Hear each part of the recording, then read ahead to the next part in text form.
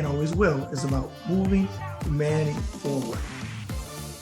And remember, folks, every act of kindness is a little love we leave behind. Hey, folks, the man with the pinky ring and the New York thing, forget about it. Bad Brad Berkwitt.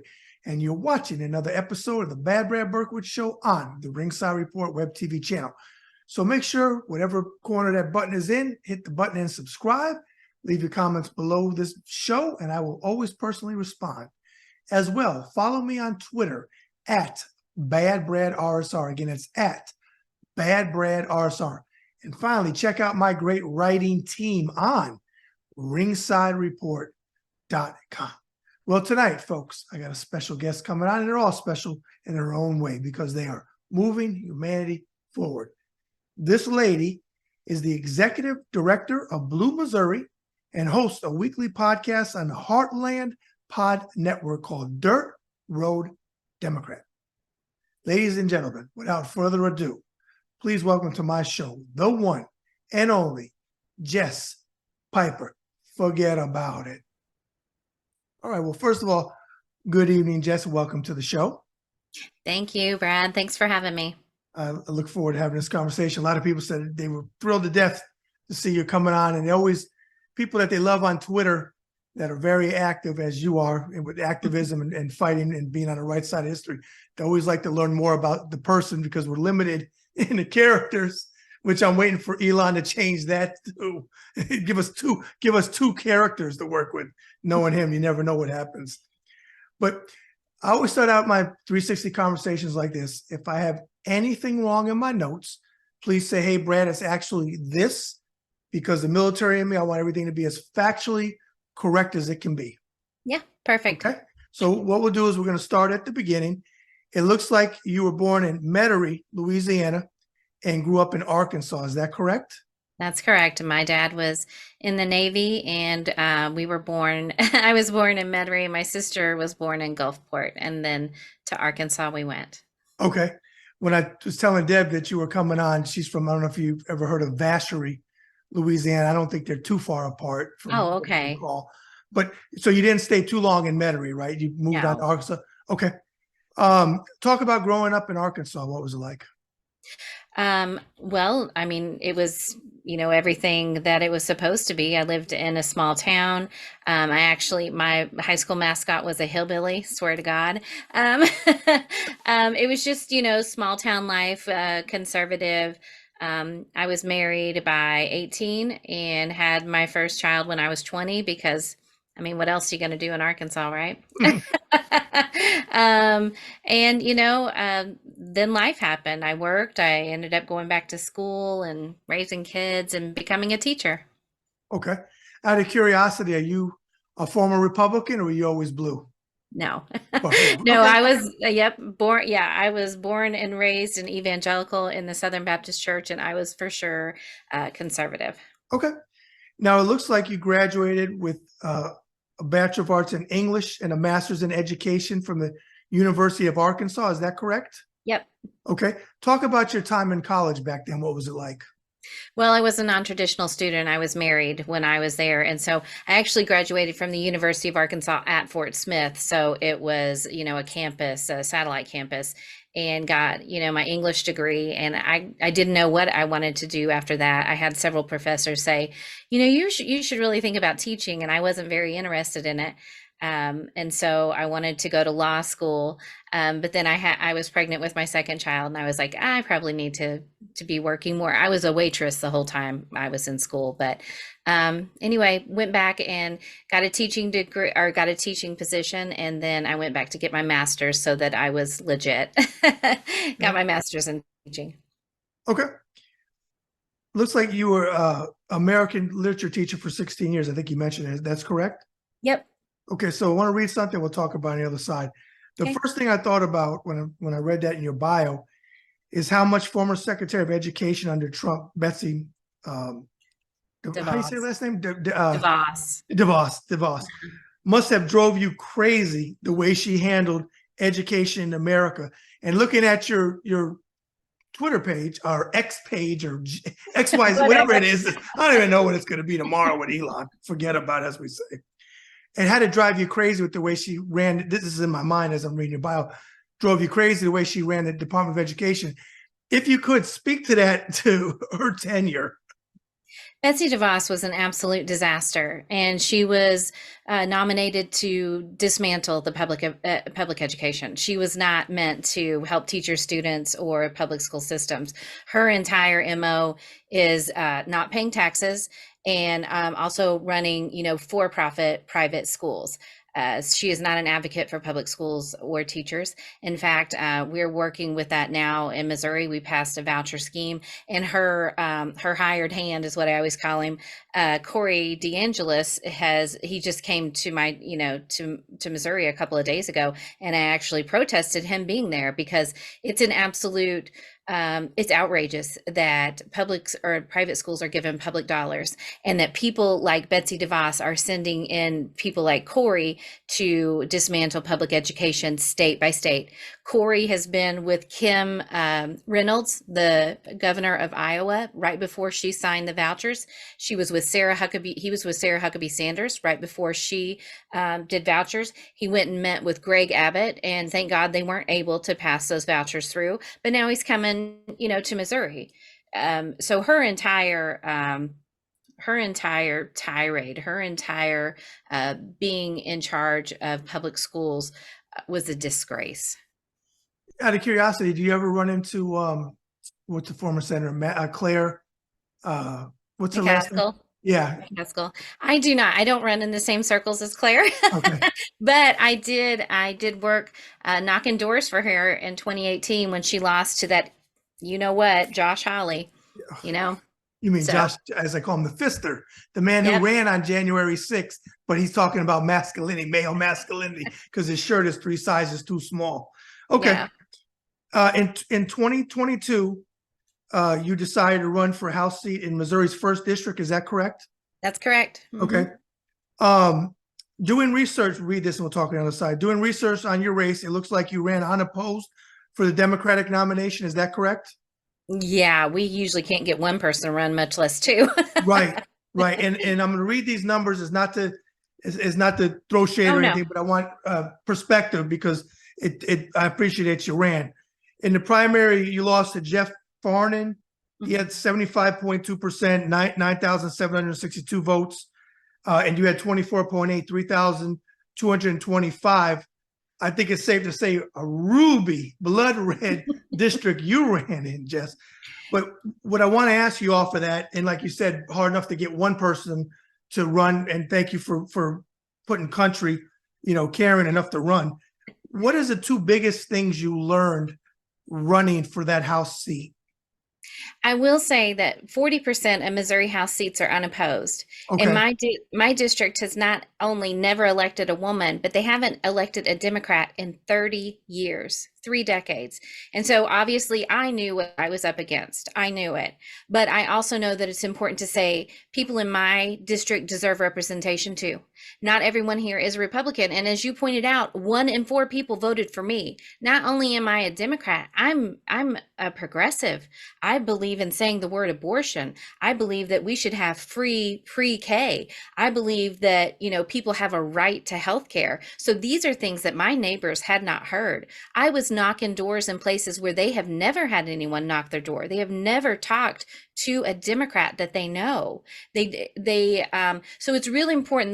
That's one of the things I learned. It's called deep canvassing, but it's so important that we put people, Democrats, in these places to talk to our neighbors. When they look at me, I don't look like what they think I should, right? I should have blue hair. I should, be talking about whatever nonsense they think we talk about. But when they open the door and realize that a progressive looks like them and talks like them and cares about their community and talks about things that are actually going on, I knocked thousands of doors. My state legislators worked on doing one thing this year, and that was attacking trans kids and making sure they couldn't play sports. There are 6 kids in this state that were playing sports. I knocked thousands of doors. I can tell you not one person said one thing about trans kids. Of course not. Nobody. Of course Nobody. not. So it's an outrage what they're doing. There's a disconnect, right? And I'll tell you one other thing I learned, and that is that disconnect that I was talking about when I would knock on doors and say, "Yeah, our schools are going to 4 days a week, friends, and our roads are in trouble. Like we don't even have shoulders. If you pass a combine, which I'm in farm country, you pass a combine, you're in trouble because there's nowhere to go, right? You can't get around them. And if they're topping a hill, you might be hit. And I would talk to him about roads and schools, and my neighbors, some of them would come out and say, well, Joe Biden. And I always said this: Joe Biden doesn't know where Maryville is. He doesn't know where Burlington Junction is, but your representative does, and they don't care about you. They defunded your schools, they defunded your roads, and they're making sure you don't have access to health care by making all of our health systems close because they refuse to pass Medicaid expansion. So that disconnect is something that we have to talk about with our neighbors, and the only way we can do it is to have candidates that are actually knocking doors. Okay. Arkansas, let's discuss. Can't stand her. And she shouldn't, I don't care about her name because we know her father was. Sarah Huckabee Sanders should not, she wasn't remotely, like Trump, wasn't remotely qualified to be governor. She's proven it every day. But give the viewers, if you would, a boots on the ground view into a few of the insane things that Sarah Huckabee Sanders is doing since she became the governor. Well, I just found out that Arkansas borders Mexico. I mean, did you know that, Brad? It's crazy. She spent $1.3 million to go to the border, send the National Guard down there with her. And that enrages me. My son's in the Missouri National Guard. You don't use them as props. You don't and she said, they had 30 volunteers. Friend, you sent them. You made them go and do that stunt with you, which was ridiculous. So that's one thing about Sarah Huckabee Sanders. The second thing that I really hold against her is her lying propaganda that her entire administration has her hands in. They've taken to Twitter and taken over, the Department of Education, the Arkansas Department of Education, and they're putting out pure propaganda. They're lying to Arkansans. She passed the Learns bill to take money from public schools and send it to private schools. And so now my friends that have their boots on the ground are standing in places like Ozark, Arkansas, desperately trying in 105-degree heat to get enough signatures to put it to the ballot because they know, and like we all know, school choice is not popular, and every time it's been put to a ballot in any state in this United States, it has failed. Because no matter what right-wing media tells us, people like their local schools. And I know because I talk to them. If you say choice, they're like, ooh, that sounds good. I like choice. And you say, friend, that will defund your local school. And they're like, oh, I didn't know. That's not what I meant. So again, it's talking to people and telling them what's just like right to work, right? Sounds fantastic until you find out that it's actually to keep you from, a living wage. Did she get in there because of Trump, or what was it? Or her name? Yeah, a lot of it because of Trump. Yeah, it's because people associated her with the Trump administration because she has, high name visibility, and also her dad, was in there for a long time. He was there when I was living there as a kid in Arkansas. So all of those things, and like I said, they're lying about what they're actually doing. Arkansas is a beautiful state. I don't know if you've ever been there, but it's gorgeous. The mountains and creeks and lakes. But then you have these terrible policies that are driving people to addiction. There's a horrible problem with poverty in Arkansas that she's not addressing. Instead, she's standing with expensive tennis shoes at the border for a publicity stunt. Imagine that. Yeah. Okay. You are the executive director of Blue Missouri. Is that correct? Yep. Okay. Talk about that organization and what you do. So when I was telling you that 40% of the seats aren't contested in Missouri, this is how I've decided we need to address this. 66 representatives in Missouri walk down to Jeff City, and they can be as extreme as they want. It doesn't matter. They never had to campaign. They never had to talk to voters. 2.5 million Missourians had no Democratic candidate for House on their ballot. So that's frustrating when people say, well, you get what you vote for. You guys must have wanted this because you voted for it. And I'm like, we didn't have anyone else to vote for. There was literally no one on the ballot. So, Blue Missouri reached out to me after my race and said, "Can you help us?" And I knew about them because they actually give funds to candidates. And I don't know if your viewers know this, but I was contacted dozens of times from organizations that wanted me to talk about them and would say that they're funding candidates. I got zero from them. I got zero from the Missouri State Democratic Party, not a cent.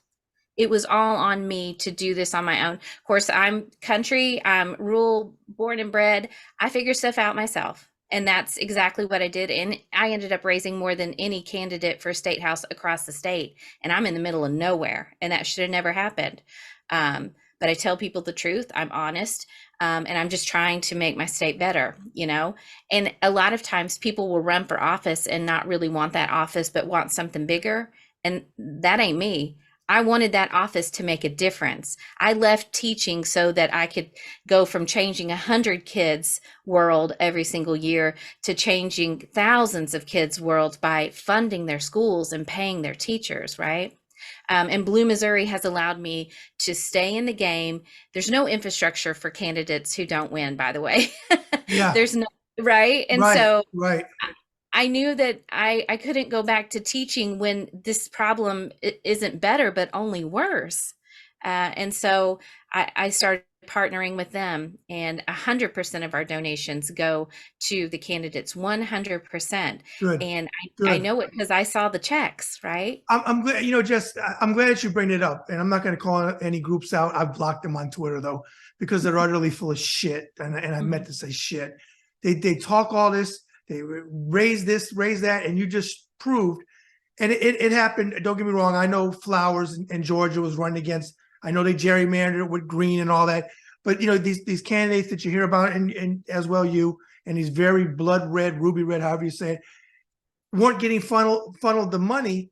I don't even think maybe Mandela Barnes, who was running against Ron Johnson, and that was a very close race in Minnesota, that they didn't fund them as much as they should. Now that's a knock on the Democrats, and they need to do better next year. And I hope that they are. But I'm glad that you brought that out, because you ran. I could say it, and I never ran. You were in the trenches. So the people watching this, remember when you're giving to these organizations that say the money is going to, you need to double check where the money is going to.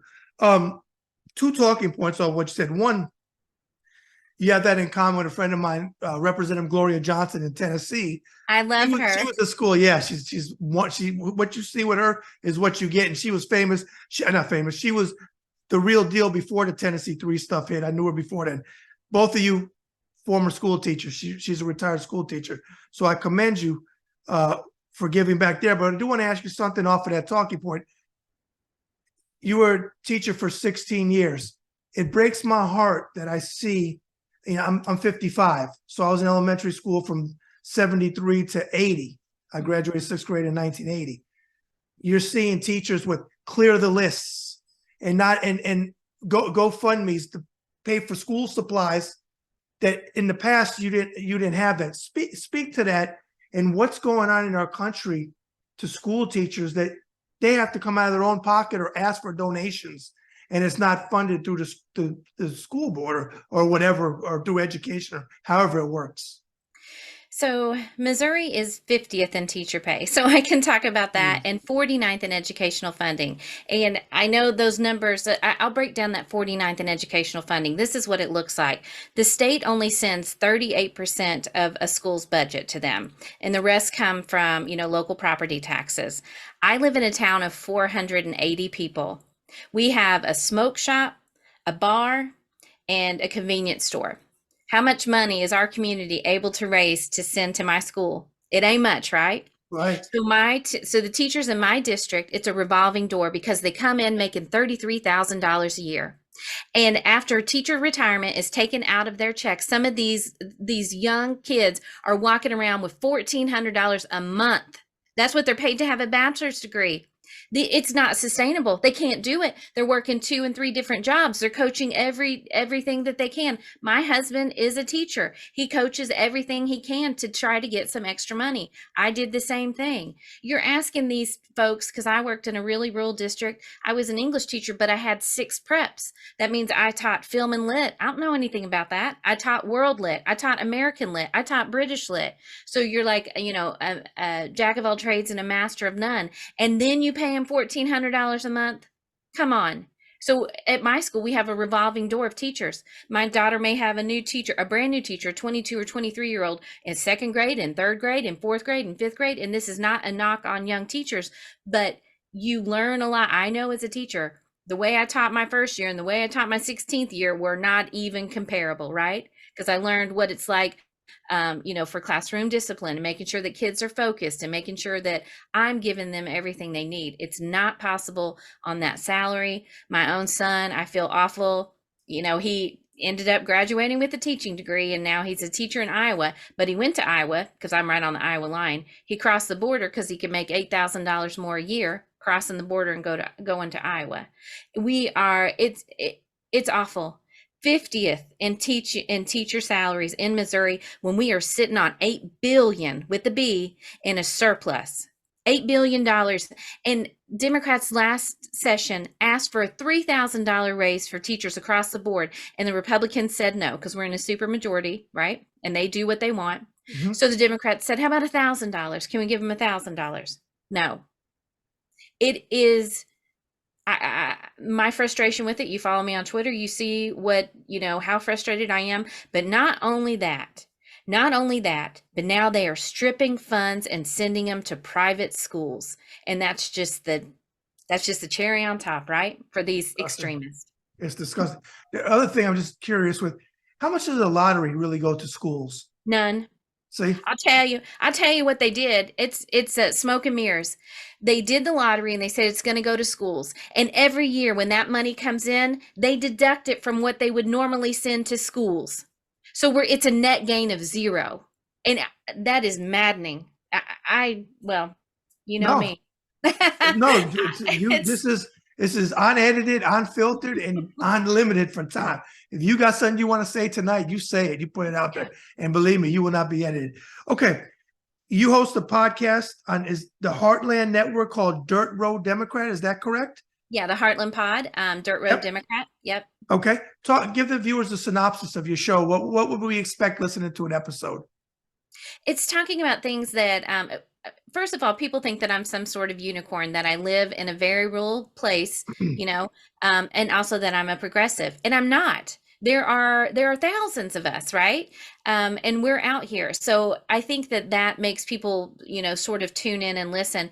But I talk about education. I talk about infrastructure. I talk to an activist. Well, you may have heard of him. His name is Chris Jones, and he was a professor for the University of Iowa, and he did a lot of work on water quality, and he wrote a blog about what was going on. You might think, if you're not from Iowa, you might think Iowa is this idyllic place with this, clean water, but you would be wrong, because it's full of confined animal barns, and they're producing millions of gallons of waste every year that is going into the Iowa water supply. So he reported on this, and he got in trouble because some representatives got mad at him, and he ended up retiring because he knew that he was going to have his entire program, the money slashed to it. So he wrote a book called The Swine Republic. And so I talked to him about water quality, because I live next to a town that the water comes from the local lake, and there's, everybody here farms corn and beans, and that the runoff from the fertilizer ends up in the lake, and that causes these algae blooms to come up, and then they die and decay, and that's what folks are drinking. And a couple years ago, we're like, the water tastes like dirt. Like, what is going on? And through investigation, they found out, it was fertilizer runoff that is going into our waters. And I don't think that it's safe. It doesn't feel like it's safe. But also important to note that 80% of the kids in Missouri test positive for lead in their blood, right? I mean, we just have something on top of something on top of something, right? It's wow.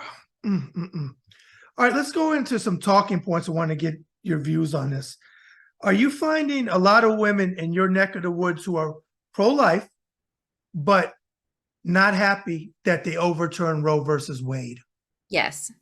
I know a lot of women, just like myself, all through, my teens and early 20s. I was taught, and we have to be mindful of this. People are taught that abortion is murder. Mm-hmm. When you talk to people about it, they actually think that you're murdering children, which both of us would have a reaction to as well. But we know that the procedure is not murder, and that's not what's happening. So it's talking to folks, and also women have realized that by voting pro-life, and I put that in air quotes, by voting pro-life, that they've actually endangered their daughters and granddaughters with ectopic pregnancies, miscarriages, that sort of thing. We have hospitals that are closing their OB wings because doctors are scared to practice in Missouri. They're scared to lose their license if someone comes in and is having a miscarriage, and they need to take care of that to save the woman's life. So there's a hospital, it's in a little town called Cameron, and they close their OB wing, and they're sending pregnant women 90 miles south, an hour and a half south to Kansas City, because there's nowhere in between. Wow.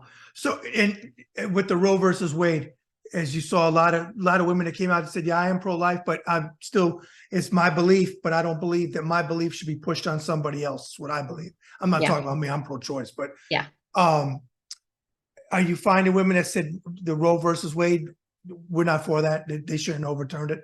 Yeah, a lot of them. Just Okay. because, just like you said, they were like, I didn't mean this. Pro-life is something in your brain, but it's something totally different when it's legislative, right? Right. Right. Because you can think, I personally wouldn't have an abortion, but when you actually vote that way, you're endangering women and babies with that action. And so again, it's lots of talking to folks and getting them to realize. And then you have people that are in Missouri government. There was a man from Branson who is a state representative. I'm trying to think of his name, but I can't think of it off the top of my head. Anyway, he wrote a bill to criminalize ectopic pregnancies because he doesn't know, because he's not a doctor, he's a pastor, but he wrote a medical bill. And during the debate, a Democratic representative, a woman, said, what is the treatment for ectopic pregnancy? And he said, I don't know. And she said, it's an abortion. And he just kept saying, no, it's not. Oh yeah, I No. remember this. It went Yeah. viral. I know. Yeah, I can't think. Yeah, I saw the clip. It's yeah. Okay. And then, another one that went viral was Mike Moon, who is a senator, who said that he knew a 12-year-old who was married, right? And it's Yep, I okay. remember that. Yes, Yeah. it's Those are all disgusting. Missouri people. See, see. Want to read something? We'll talk about it on the other side. In 2020, Trump won Arkansas by 62.40%, 760,467 votes to Biden's 34.78, 423,932 popular votes. I'm curious about something though. Being retired military and disgusted on what happened on January 6th, just curious, are you seeing Republicans in your area that after specifically January 6th, the insurrection, that are just still going to vote Republican, but are disgusted with Trump because of the insurrection? Or are they one of those that I don't care what he does? He wasn't responsible for it. He didn't tell them to do that, which we know is not true. But Yeah. are you finding some got off the Trump train, still Republican, still going to vote for an idiot like DeSantis, but are done with Trump because of the insurrection? Or are they still ride or die? Well, so in Missouri, I made a lot of phone calls. I talked to a lot of people. And in my district, I had to talk to Republicans because mathematically there's not enough Democrats for me to win. So I spent my time speaking to Republicans. And I remember a phone call really well. An older man, you could tell he was older, answered the phone. And I told him who I was and what I was running for. And he said, well, let me ask you this. Do you support Trump? And I was like, oh, here we go. I said, no, sir, I don't. And he said, good. He's a traitor. And I was like, oh my God, like I didn't hear that very often. But there are people who aren't ready to vote for Democrats because they're still watching Fox. They're still getting right-wing media, but Trump is too much for them. He's chaotic. He's nasty. And January 6th was really bothersome to a whole lot of people. Okay. Before we segue into the second half, I want to ask you, give the viewers a couple, because you're very active on Twitter and you're taking on a lot of different things. Give the viewers two things that they're going to see when they come to your page and what they're involved in, and also people watching this that might be in your area may not be aware of you, and if they want to get involved with some of the causes that you're fighting for. Go ahead and tell that, if you would. Well, when they come to my page, they're going to find out I'm a smart ass. But I just speak truth to power. And I'm tired of being bullied. I talked about it today, but I'm so sick of being bullied. And I think that's really what motivated me to do this, because as a teacher, you do see bullying, and you stop it, and you redirect the people, and you try to get them to act better. But in a red state, as you know, you feel like you're being bullied all the time. Mhm. And they're not addressing basic needs of people. And so my platforms are obviously education, because I'm really passionate about that, but access to healthcare, making sure that rural folks have roads, and we address food deserts, and we address the fact that hospitals are closing and people don't have access to healthcare. And climate, all of these things they'll find when they come to my page. And the way I'm fighting back, and the way the infrastructure I'm putting out there, is blue Missouri. Because nothing, I can talk about anything all day long. I obviously am able to visit with people for a long time, but this is the one thing I know. I'm chasing my tail and wasting my breath if I don't have a candidate to vote for. There's no reason for me to keep doing this if I'm not actively trying to fund people and get them money and say, you go do the hard work, you knock the doors, you make the phone calls, you show up to the parades, and we're going to guarantee you we'll send you a couple $1,000s to help you. Okay. You mentioned food deserts. Expand on that a little bit. What is that? So in my town, it's 25 minutes to get to anywhere to buy a loaf of bread Okay. or a gallon of milk. And something that I realized after talking to some community members, they were trying to get, I live in a town of 480 people, so it's a small town. They were trying to get a food truck to come out a couple days a week to our town. And I was like, oh, that's nice. But then I realized why. Because the elderly folks in my town have no access to hot food, because we don't have Meals on Wheels delivered here. We don't have any way for them to access a hot meal. And that's devastating, to think of elderly folks that are eating snack cakes and crackers and that sort of thing, because they can't cook for themselves anymore. And, they're shut in, and there's no one to help. And that's a reality of living, where Republican policies have absolutely decimated my town. Okay. Tell you what, another one that came to me, I want to ask you before we segue. Running as a Democrat in the area that you ran in, what's one or two things off the top of your head that you would like to see the Democratic Party? You talked about funding candidates, so that's definitely one. I agree Yeah. with you there. What's another one that you would like to see happen starting tonight, going into not just the presidential election? Because I tell people, very, very important, we need to get President Biden back in there, but local and state elections matter.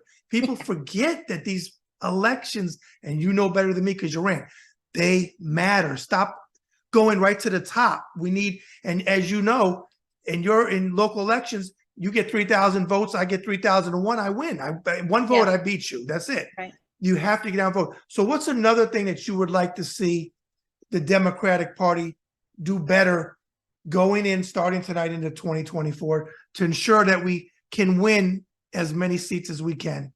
Boots on the ground. Okay. I needed people to knock doors. I mean, in some districts in Kansas City, you might have several neighborhoods, and that's the whole district. In mine, it was 4 counties. I drove 7 miles down a dirt road to talk to one person.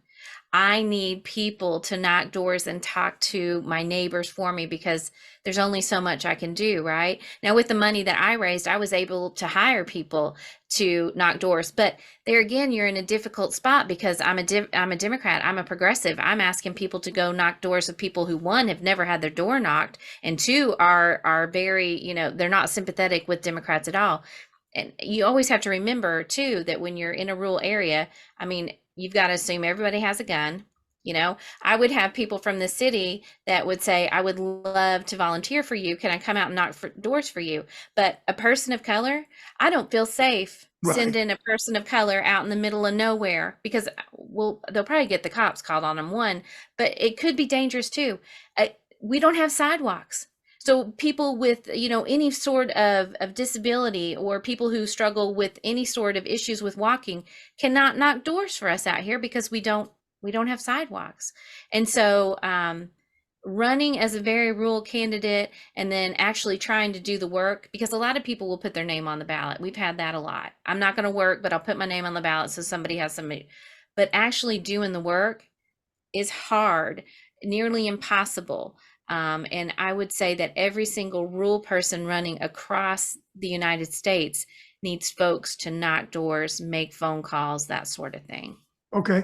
And the guy that won, what I say his name was Farnan. What was his name? Jeff Okay, right, Farnan. right, Jeff Farnan. Just out of curiosity, Trump supporter? Yeah, he had him on one of his flyers, on one of his mailers. So I will say this about Jeff: he's not a nasty guy. Right. He didn't attack me, but he didn't have to, right? I mean, he didn't even have to campaign really, and he did beat out four other Republican candidates who were vying for the nomination. And the way he was able to do that is he got a big money dump from an organization that's privatizing schools. So Imagine that. Okay, let's segue into the second half, the fun random questions. Whatever you pops in your head, that's the right answer. okay. What is your favorite genre of movies? Oh gosh, Southern Gothic. Okay. Thrillers. Okay. What's a movie that you could play over and over again, never gets old? It's not a movie, but it's Hamilton. I love it's on Disney now, so I Okay. love that one. Okay. Old or new, doesn't matter. Could be from when you were a little kid, teenager, whenever. Do you have a favorite TV show that you never miss an episode of? Oh gosh, I'm bad with TV. Probably Seinfeld when I was younger, and Okay. The Office and Parks and Rec now. Okay. Jack Hopkins was my guest last week, and he picked Seinfeld too. Okay. Do you have a favorite or one that you like to listen to musical band? I actually love this Steel Drivers. It's not a country band, but more bluegrass. Okay. I'm glad you didn't say Jason Aldean. Oh God, no.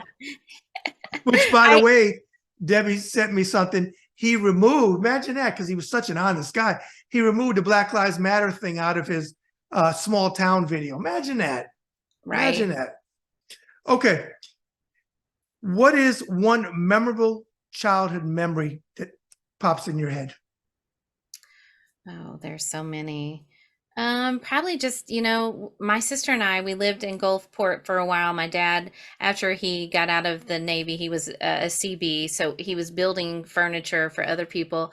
And we lived in this little rundown single wide trailer with, the hogs out in the front. But we would make mud pies for hours and hours. And so I think about that a lot. Okay. I worked with CBs before. Hard working. Hard Yeah. working. He used to wear all green, right? Back in Yeah. the day? Yep. Yep. Okay. What is your favorite noise or sound you like to hear? Water. Okay. Yeah. All right. Most noises really annoy me, but I'm just like always drawn to water. Okay. A lot of people are. Now you kind of got ahead of me, but go for it. Flip that? What is your least favorite noise or sound? Probably phones going off, the whatever, Twitter or, Threads. Have you joined Threads? Not yet. No, I haven't ventured. Well, I joined Threads and I couldn't figure out how to turn off the notification. So my phone, or my watch was going off constantly, drove me nuts. Okay. What is your favorite food? Oh gosh. Seafood for sure, probably shrimp. Me too. I love shrimp. What shrimp? I got a little bit more specific. Shrimp, what? Anything shrimp? Fried, scampi, whatever. I love shrimp. I love shrimp etouffee. I love blackened shrimp, shrimp po' boys, all of that. Okay. You and Deb like shrimp po' boys. What is your guilty pleasure? Probably social media. It's pleasurable to me, and I feel guilty while I'm doing it. Okay, perfect. There you go. Yeah. What is on the books or off the books the first job you ever had? I was a babysitter when I was 12. Okay. And then my first real job was working at the Piggly Wiggly when I was 16. Let me tell you, so I was stationed in Pensacola, my first duty station out of boot camp, 86 to 90. And when we left Pensacola and went into Alabama, when we went over the bridge, right on the left-hand side of that plaza was Piggly Wiggly. Yep. I remember, are they still around? Is Piggly Wiggly still around? They are. Yeah, No still in kidding. my hometown in Ozark, Arkansas. Yep. No kidding. No kidding. Okay. Now that's different. That's not with the TV show, is it? Ozark? It's supposed to be set in the Ozark Mountains. Okay. Yeah. Okay. But yeah, a lot of those places are southern Missouri and northwest Arkansas, and Okay. that's my stomping ground out there. Okay. All right. What is your favorite, you and your husband or the kids or whatever, your favorite vacation destination? I love to go to the North Shore in Minnesota and camp. Okay. All right. If you could meet just one person, dead or alive, Hmm. from any walk of life, any time in history, who would you like to meet, and what would either be your first question or something, conversation you'd like to have with that person? That is a tough one. There are so many people. I have a history minor, so I love history. I'm really into Harry S. Truman right now. I read his biography. He's also from Missouri. A very plain-spoken man. I would love to talk to him. He has a museum. His presidential museum is in Independence, Missouri, and it's lovely. They just renovated, but there's something even in the old part of the museum that always struck me, and it was I don't know if it was after he died or after he left the White House. I think it was after he died.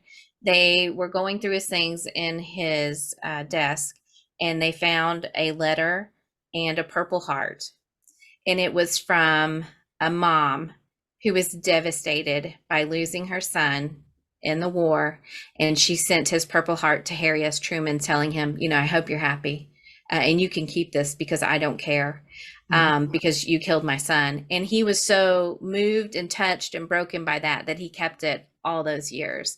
So I would probably like to talk to him, about something like that.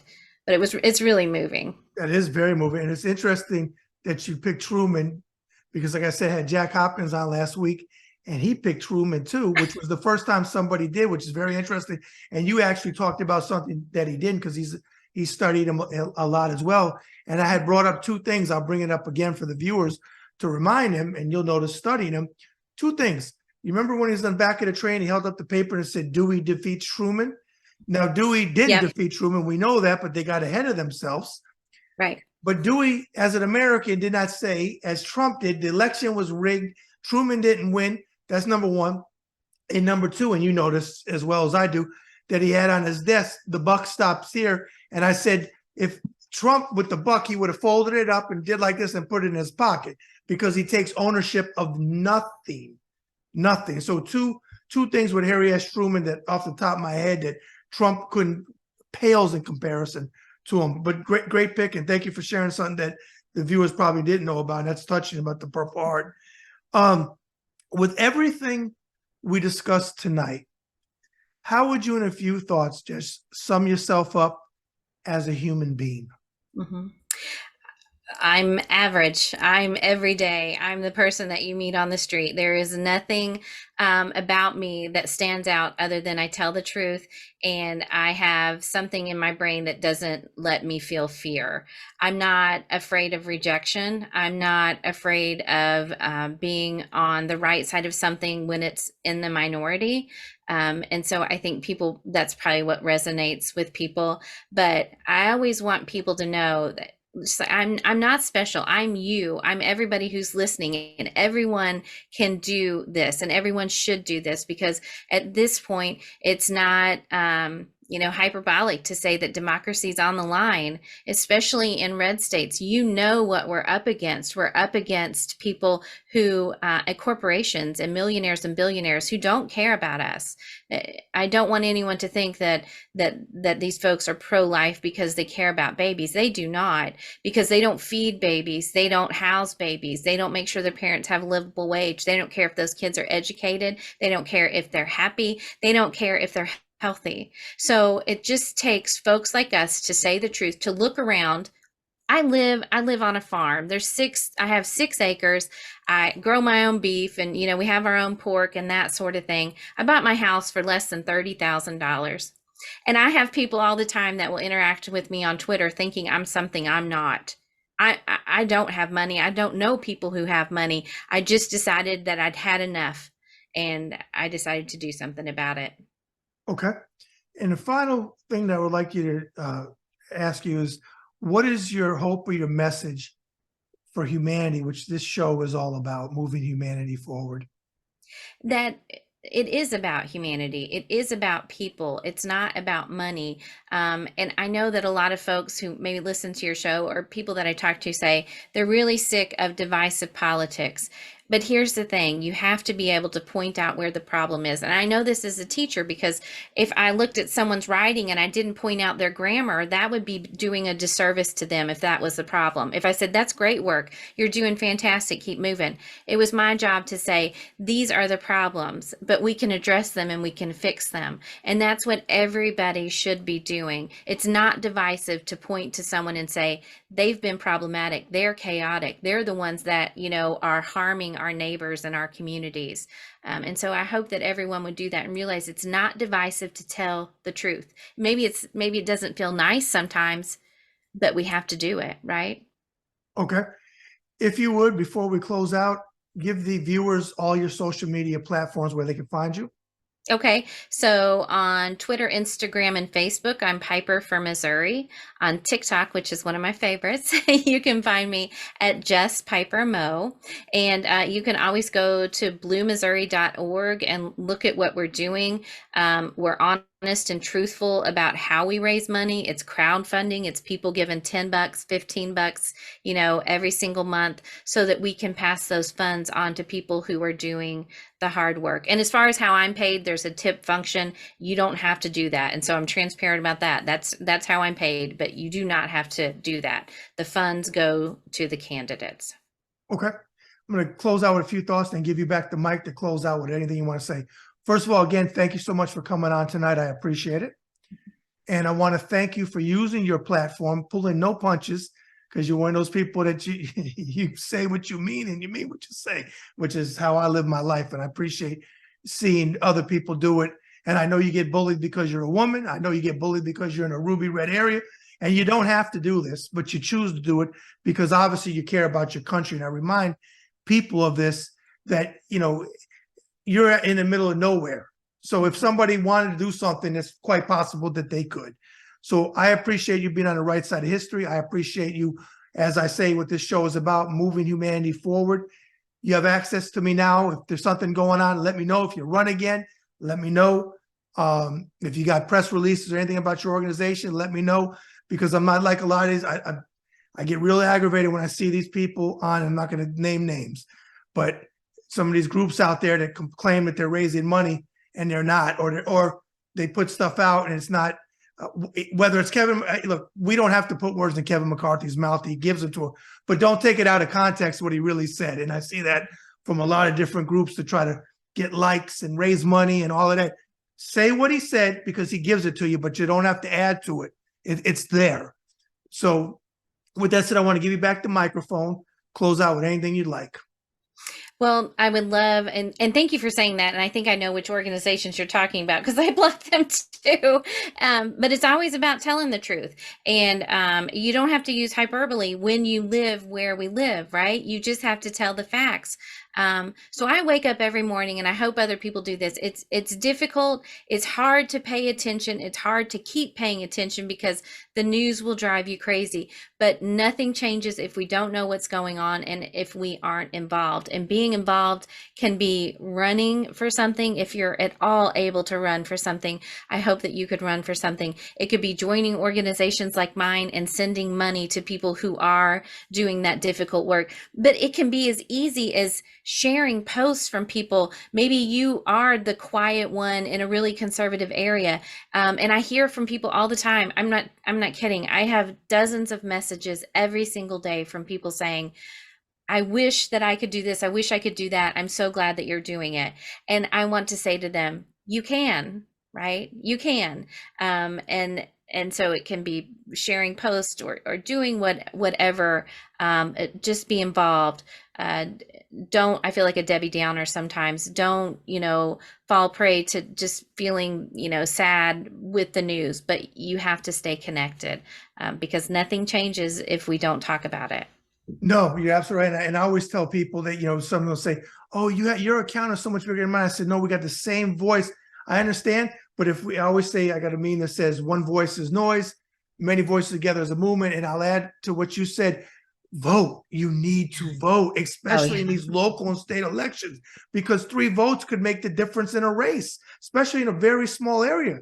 So if you can't do anything else, vote. Don't be complacent because, well, the guy is going to win because and I'm not saying that, I know gerrymandering and all that stuff comes into play.